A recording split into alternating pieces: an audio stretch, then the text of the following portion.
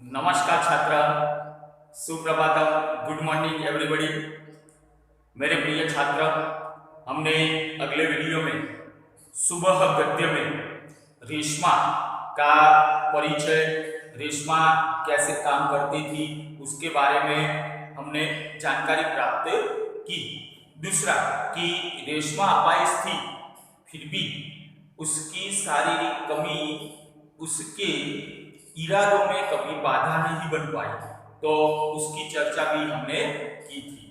रेशमा 5 साल की थी तब से उसे पोलियो हो गया था, उसके दोनों पैर बेजान हो गए और वह अपाहिज हो गई। अपाहिज होने के बावजूद भी वह मां को काम में हाथ बटाती थी। बाद में हम दीपावली का दिन आ गया है, वहां तक आए थे। तो छात्र, आपने भी यह गद्य अपने घर पर आपने पढ़ा होगा, तो देखते हैं आगे पाठ की समझूती। तो चलिए छात्र, आप सब अपनी अपनी किताब ले लीजिए, पास में अपनी कॉपी भी रखना जिसमें शब्दार्थ और मुहावरे लिख पाए। आगे देखते हैं। गोलू टॉफी पाकर खुशी से उछलने लगा। कुछ ही दिन बीते थे। एक दिन शाम को रेशमा का घर दियों के झिलमिल प्रकाश से जगमगाने लगा। देखिए, रेशमा का घर प्रकाश से जगमगाने लगा, यानी कि दीपावली का दिन आ गया। कहने का मतलब पूरा मोहल्ला जगमगा रहा था, जहां रोशनी ही रोशनी थी। क्या जमीन क्या आसमान, कहने का मतलब जमीन और आसमान दोनों एक हो गए, ऐसा कहा है। क्योंकि ऊपर भी प्रकाश होते हैं, सितारे होते हैं, तारे होते हैं, तो यहाँ नीचे भी वैसा ही होने लगा, प्रकाश प्रकाश फैल गया। दादी जी ने बताया कि दीपावली अंधेरे पर उजाले की जीत का त्योहार है। अंधेरे पर उजाले की जीत का त्योहार है। रात को अंधेरा होता है, हम पटाखे चलाते हैं, तो क्या होता है, उजाला होता है। तो अंधेरे पर उजाले की जीत का त्योहार कौन सा है? दीपावली। बुराई पर अच्छाई और असत्य पर सत्य की सदा जीत होती है। इस दिन रावण को पराजित कर राम अयोध्या लौटे थे। इसी दिन राम ने रावण को मारकर बाद में लंका से कहां पर आए थे? अयोध्या लौटे थे। उसी खुशी में यह त्योहार मनाया जाता है। उसी खुशी में इस त्योहार को मनाया जाता है। कहने का मतलब यही है कि जब राम अयोध्या वापस आए तब क्या हुआ था? अयोध्यावासी यानी कि अयोध्या के जो लोग थे, उन्होंने पटाखे जलाकर, दिए जलाकर क्या किया था? उसका सम्मान, स्वागत किया था। रेशमा और गोलू बड़े ध्यान से दादी जी की बातें सुन रहे थे। कुछ देर बाद सबने मिलकर पूजा की और प्रसाद खाया। गोलू अपने दोस्तों के साथ पटाखे छुड़ाने में मग्न था। मग्न यानी लीन था, यानी लीन।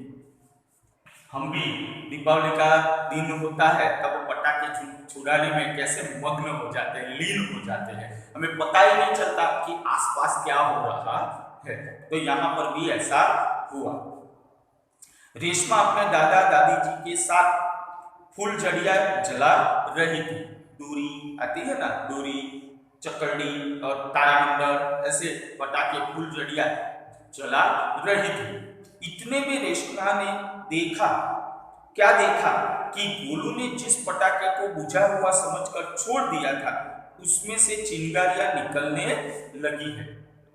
कभी कभी हम देखते हैं कि जिस पटाखे को हम बुझा हुआ समझकर छोड़ देते हैं, बाद में उसे लेने के लिए जाते हैं तो कभी कभी हाथ जल जाते हैं, हाथ में फूटता है। तो उसी प्रकार एक पटाखा ऐसा था जिसने गोलू ने क्या किया था, उसे बुझा हुआ समझकर छोड़ दिया था और बाद में उसके पास में वह पटाखे चला रहा था।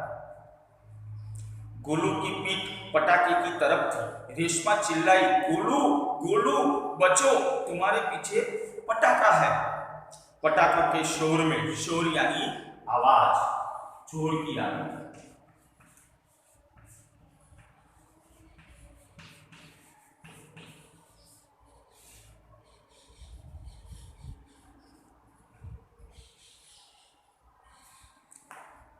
आवाज दब गई। बाकी लोग तो समझ पाते। सबसे पहले रेशमा जल्दी जल्दी कुर्सी को धकेलती गोलू के पास जा पहुंची। कोई समझ पाता, कोई देखता, कोई उसे बचाता, उससे पहले वह रेशमा अपाहिज थी, फिर भी कुर्सी को धकेलती हुई कहां पर पहुंची? तो गोलू के पास पहुंची। उसने गोलू को जोर से धक्का दिया और खुद आगे निकल गई। जोर का धक्का दिया, आप दृश्य देख सकते हैं, फिल्मों में भी कभी कभी ऐसा बताता है। और वह आगे निकल गए। तेज उसकी जो पहिए वाली कुर्सी थी वह चलने लगी, तो क्या होगा? वह नीचे गिर जाएगी। अचानक ऐसा ही हुआ, आगे निकल गई। अपनी कुर्सी की गति के कारण धड़ाम जोर का धमाका हुआ। रेशमा की फुर्ती ने गोलू को जलने से बचा लिया। उसके उत्साह ने, उसकी नजर ने उसे क्या कर दिया? फटाके से जलने से बचा लिया। गोलू को कुछ समझ न आया कि उसे धक्का किसने दिया और क्यों। धमाके की आवाज सुनकर मां पिताजी भी बाहर दौड़े चले आए। सभी लोग इकट्ठे हो गए। कुर्सी रेशमा के ऊपर थी और रेशमा नीचे। पिताजी ने कुर्सी सीधी की और रेशमा को उस पर बैठा दिया। मां भयभीत थी, वह डरी हुई थी। बोली, कहीं चोट तो नहीं लगी रेशु? मां को चिंता होती है और चिंता के कारण उसने रेशमा को पूछा कि कहीं चोट तो नहीं लगी रेशु? रेशमा ने उन्हें सारी बात बताई। सबने रेशमा की पीठ थपथपाई। पीठ थपथपाना मुहावरा है। पीठ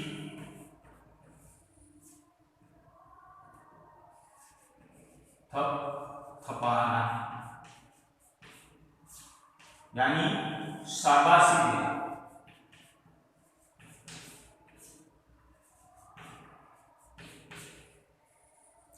सबने रेशमा की पीठ थपथपाई, सबने शाबाशी दी। गोलू रेशमा के पास आकर नाटकीय ढंग से बोला। नाटकीय ढंग से बोलना या कैसे? दीदी, आज तो आपने मेरी जान बचा ली। दीदी, आपने आज तो मेरी जान बचा ली। आपका यह धमाकेदार धक्का मुझे हमेशा याद रहेगा। सभी लोग खिलखिलाकर हंस पड़े। रेशमा की शारीरिक कमी उसके इरादों में कभी बाधा नहीं बनी। बाधा, मुसीबत।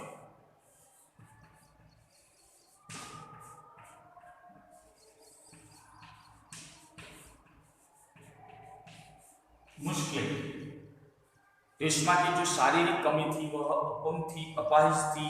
वह उसकी जो शारीरिक कमी उसके इरादों में हर हमेशा दृढ़ता रखती थी।